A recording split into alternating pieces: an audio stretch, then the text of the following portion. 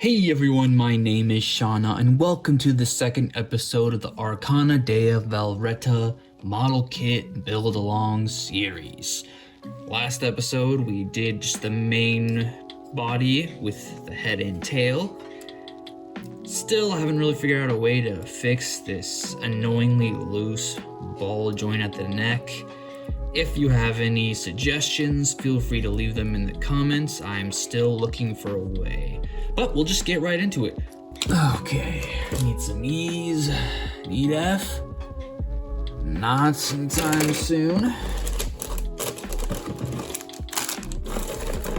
B's, yes, we'll be using B's. I really need one of those. I don't really know what they are. I only saw them briefly in a different model kit building video. They have like this special tray where the runners just like sit in there really nicely. So you just kind of line them up by their alpha numeric ordering or whatever you want to call it. Okay, so we got E's, B's. We just need K. That's about it for now. So there's K. Lots of different colors here, which I like. And some H's too. As always, start with a little bit of talking. If you don't want to hear me talk, you can mute when I guess that you won't get the sound, but I don't have a good setup, so you can't really hear the sounds anyways. But I will say, this video should have been out a day or two ago, but started a new game, and let me tell you, I got hooked. The game's called Tokyo Xanadu, originally released for PS Vita, later got a remaster, sort of, not a remaster, it got like a port. Maybe it was remastered to like higher definition, I'm not sure. But it got ported to PS4 and Windows, like Steam, so it's on Steam. Pretty old game. It depends on what your definition of old is. It's not that old. 2015 maybe, 2017, 16, I can't remember. I don't really care when the game was made, it's just whether or not it's good. Kinda has hack and slash style combat, but not as much as you would think. It's almost got like Dark Souls style combat where, cause like technically Dark Souls is a hack and slash game. Like the combat style is hack and slash, but you can't just hack and slash cause you'll probably die, you know? Take it a little slower than that. Tokyo Xanadu is more in the middle between like a quick fast-paced hack and slash and then a slower Souls-like game. It definitely feels like a Souls-like game on the bosses though, I will say. The bosses are tough, and it's very fun and refreshing to actually have a JRPG where like the boss encounters matter. It's not just a walk in the park. Some games, some JRPGs, the difficulty curve is literally just, oh, you're not high enough level, so you just get one shot, or you just get like killed super quickly. Like with Tokyo Xanadu, it's a lot like Dark Souls where you don't need to be a certain level to kill a boss in Dark Souls. It just helps a little bit more. So as long as you're dodging well and can figure out the attack patterns, you can beat a boss pretty well in Tokyo Xanadu. So I definitely really like that about this game. It's not like a revolutionary game. It's not particularly amazing or anything, but it's a lot of fun. It's a lot of fun. The story is, well, it's done by Falcom, so the people who do the Tales of, the Trails of series and the Wise game, I don't know how to pronounce it, it's literally just Y-S, is it Wise, is it Yeez? Yeez. That's the company who makes this game, so the story is good, but not terribly amazing. It is very heavily character focused though, which is like the best part for me. I love it. There are so many characters in the game, like so many. And a lot of them, yeah, they're not really main characters. They're just kind of there along for the ride, but they change throughout the story, and like there's evolution, and it's crazy like how much stuff goes into it. There's a lot of stuff like I'm finding in the game, and the super side stories of side stories where it's just like dialogue. Characters will just talk to you when you talk to them. Well, obviously, but they'll just say like a couple sentences to you. And then a little bit later in the game, they'll say a couple more sentences to you.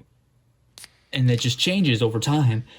And there's literally a story developing right there. It's very interesting. And then all of a sudden you have a side quest that you have to do. And you're like, I know exactly what the side quest is about because I've been reading this guy's dialogue over the past few hours as I play the game. So it makes sense. So like the side quest doesn't feel like it comes out of nowhere. It's like a lot of games, it's like, oh, do this. I'm just a random guy who just showed up, do this. And you're like, okay, I'll do it. This, if you actually pay attention to the game and you read like all the dialogue, most of the side quests that come either lead you to an important character or you know about them already and it's coming from someone you could expect the side quest to come from. Very well thought out game, I guess you could say. Lots of dialogue to read from characters and stuff. So if you're into character heavy games like that, you'll love it like I do because, it's good. It's a lot better than I thought it would be. I kind of randomly started it on a whim 2 days ago, pretty late at night. I was like, yeah, I'll just play an hour of this. Played an hour of it. And I was like, that was fun. I wake up the next morning, don't even eat breakfast. The first thing I do, play the game. And I keep playing it. And I keep playing it. And I keep playing it. Then I eat lunch. Then I keep playing it. Then I keep playing. Oh, I literally played that game for 12 hours yesterday. Not even kidding. I'm not even like over exaggerating. I literally had 13.7 hours of gameplay when I finished last night before bed. And like when I ate lunch, I was eating lunch while playing the game. Like sure, I paused it to like get the food ready, but it was food that you just heat up, you know?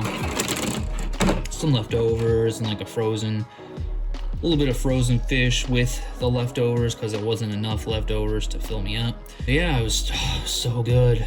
I mean, that's the thing is, I don't want to make it sound like this game is like super amazing though. Like, it's not.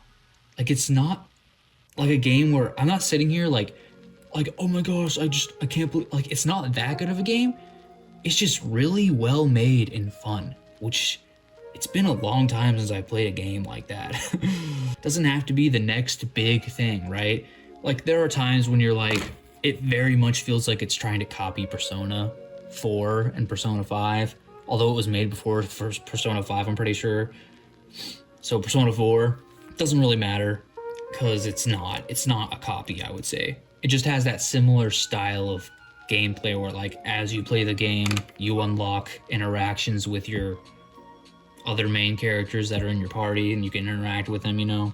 Yeah, definitely not a copy, because like when I first started the game, I was like, oh, it's just a copy of Persona. But as I go along, it's like, no, dude, this is borderline better than Persona. The story isn't better, but the combat, in my opinion, is. Like, Persona 5 is very well known for being one of the longest campaigns ever. If you look it up, it's one of like, consensually among all players who post their playtime, like even me, and I'm not someone who dilly-dallies really in games. Like I like to take in the sights. I don't really grind for materials or levels. I just play to play the game. It took me like 90 something hours to beat the game. And so you're like, oh wow, that's cool, but like, no, it's not. Yes, the game does play very well, and it doesn't ever really feel like they're adding filler content, but there's a lot of stuff they do quite cleverly, I will say, to make the game be longer than it needs to be. And a big part of that's the combat. And the dungeons are just sometimes overly long, overly complex and stuff. And it makes the game just unnecessarily long. It was a good game. Definitely, I would give Persona 5 like 10 out of 10, 9 out of 10. Like it's definitely up there. It's just there are times when I'm like, you know, I feel like people brag about how long it is. Like, yeah, dude, Persona 5, 100 hours long, it's amazing. And I'm just like, no. It could have been probably an even better game at 70 or 60 hours. But there's so much conversations, I feel like, in the game where they say the same thing. And it's like, okay, yeah, I know. Sorry, this wasn't supposed to be a rant about Persona stream. This wasn't supposed to be a rant about Persona. I'm just saying, it's the closest comparison I have to the game I'm playing right now. Alright, we got the first arm done. Just the basic form of it. Not sure how I feel about these hands. As you can see, like, the coloring is just a lot different. Like, the plastic type looks a lot different. But it's okay. So yeah, that's the big thing I've been doing. Oh, the big thing. It's the only thing I've been doing. I was supposed to film this video yesterday, but I didn't because I played that game literally all day. I'm not sure, like, the initial instructions told me to make one of each of these arms. So you've got with the poofy sleeve, without.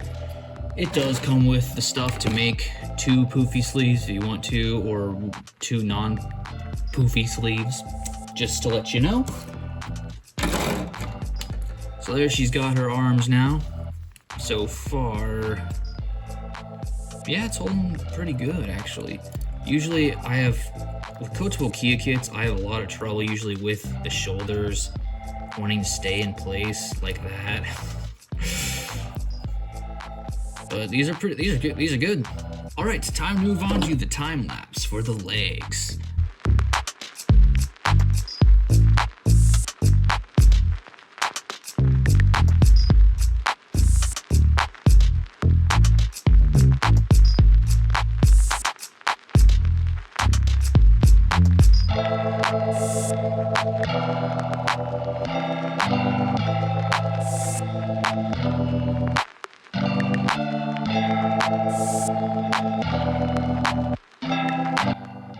That is one simple version of the leg done.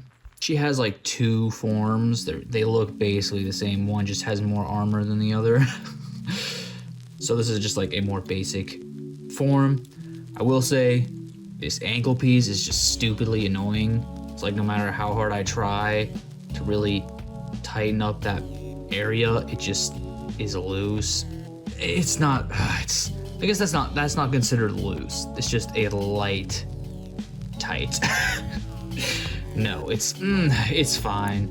It just refuses to focus on my hands here, right in front. Okay. But overall, the construction of the leg is very interesting to me. So if there are fellow model kit builders out there who are interested in the more intricacies of the build process, I'm gonna do a close-up thing. Not gonna really talk at all, except for when I'm pointing out the various pieces. So there'll be lots of jump cuts to like the next part, show you the next part, and we'll build the right leg together, which is also the more interesting of the leg, as it uses, no it does not yet. Well, eventually we'll use this specialized leg piece. So for this leg, you pop in this little ball, which then gets attached to this little thingy, which goes inside the thigh. That is basically the hip joint right there. Pretty common, I think, now. Or, well, I'm not too experienced of a model kit builder, but pretty sure it's the same as Lumatea's, but I still think it's pretty interesting how they do that. Then we have the tricky part. And it's only tricky because of how many and small there are. How many of these and how small they are. Okay, this is just one side, but we've got this tiny detail on the thigh. I like the detail a lot, but man, is this gonna be hard to trim down. So like that, she's got these, it's almost like a tail is wrapped around her leg. It's obviously not her tail, but it's like that. And it's just these very small little rib pieces that you gotta trim the sprues off of. It's just, man, there's probably an easier way to go about this, but I do not know it. It's small. I'm telling you, man, it's small. Actually putting it on the leg first helps some, I guess. This one's got 3 connection points. I get it. I think smaller pieces just need to be secured in so they don't break, but trimming all these off on this small thin piece is gonna make me break it. Not great for from a distance. You can't really tell. Can you tell? Probably can. All right, then we do the other side. D22, D14. The detail though, like I said, it looks really good. Just having that wrapped around the leg like that, it looks really good.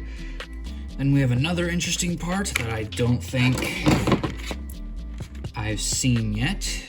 So it's this knee piece. It's the pre-knee connection. So you have the thigh that goes into like the ribbon and the pre-knee connection. You'll see more of that and understand it more when we get on later in the leg. Yeah, the arms and legs are definitely just one episode for a reason. They're very nitpicky in my opinion, with lots of like tiny, intricate pieces that really wear on my fingers, like just holding them in and trimming them and stuff. Like, it's a test of will. You can only do it for so long. Well, and it takes forever. I guess that's just the main thing. It just takes forever to do all this. So, like, I honestly am already feeling it. Like, I do not have a good setup here, really. So my chair isn't the best. My back is starting to get to me like an old man, but it's more just because I'm not sitting properly. No more brown. Which, by the way, I do like this brown color a lot. I'm pretty sure it's supposed to indicate, like, tights. Alright, I've trimmed everything off camera, and we're gonna build the leg together. The trimming was taking forever, so I just cut. I didn't... yeah. I don't think I need to explain myself there. So we start with the actual knee joint. You have 2 separate pieces. Should I do this on like a different background? I don't know. I often wonder why these pieces are made separate. Well, I guess it's because they need this thin part right here in the middle. So yeah, you attach these 2 together. Then from the thinner side, you create the knee. Now this is like a hidden knee, as you will soon see. So you take this part, take the knee and put it in like that. Cover it up. And then for now, we leave that to the side for now. Make the shoe. The feet, as always, are a pain because they're tiny and annoying to deal with. But I will say this kit in particular seemed to be the best optimized one, to where the cut points, the trimming points, are more easily accessible and don't show when you put the thing together. Don't know how true that is or anything, but for this one in particular, just felt, why does that feel wrong? Did I cut the wrong one? Look how off that is. That's not right. I think I cut the wrong shoe piece. Yes, I did. We'll be right back. Okay, that actually didn't take that long. Slide it in. I personally don't like how the shoe is... Actually, never mind. I get it. I was gonna say I don't like how the shoe is the same color as her tights, but I immediately understood why. The tights are connected to her foot, and this is like a high heel that shows her actual foot, so it wouldn't show skin, it would show the tights. So, never mind, I'm an idiot. Okay, now we get to the other part I found very interesting. So you have the main thigh piece here. So this is like the front. Then the knee slash lower thigh is this whole piece, which is cool. It's like a one big piece. It makes the cutoff points kind of obvious, but I'm pretty proud of myself for how well I did on them. You can't really tell they're there except for the discoloration, but you just slide this in, slide it in through the top. You take the knee, and the knee basically disappears. So there's no forward knee bend, which there shouldn't be. Like, that's about as far as a natural leg could bend forward in real life, I would say. And then it's just got a nice double bend where the actual knee kind of comes out. And it can extend a little bit. So if you put it back, the knee shows and you can slide it back in. Or you can leave it exposed, I guess, to show her knee a little bit. But that looks too gappy for me, so... yeah, I really like how that goes together. Then you've got the annoying piece I mentioned before. I don't like pieces like this that just rely on the tension of other joints to stay together. So it's basically this upper part of her high heel that wraps around her ankle, you know. Then you got the actual ankle joint. I know most of this you can't really see because my fat fingers, but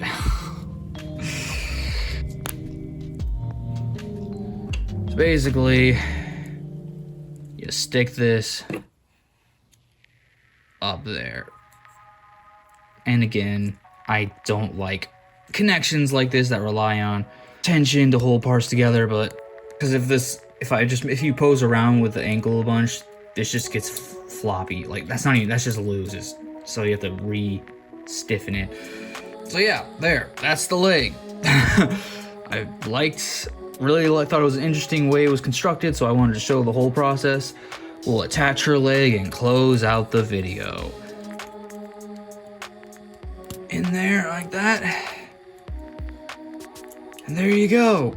It's got a pretty good range of motion.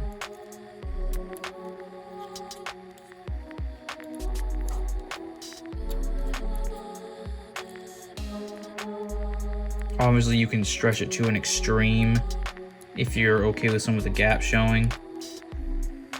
But yeah, we did it. We finished the basic form. And yeah, see her shoes or whatever. I might take these off. I don't know. After I pose her, it'll be fine, you know, so. Can we get her to stand up like this? Like, her feet are very thin, so. But she has a tail which can counterbalance her forward falling. Doesn't look like it's doing that though. Yeah. Thank you for watching the second episode of the Velretta model kit build along. We'll see you in the next episode for probably the other leg. Actually, maybe not. Looks like we're doing her skirt first, and then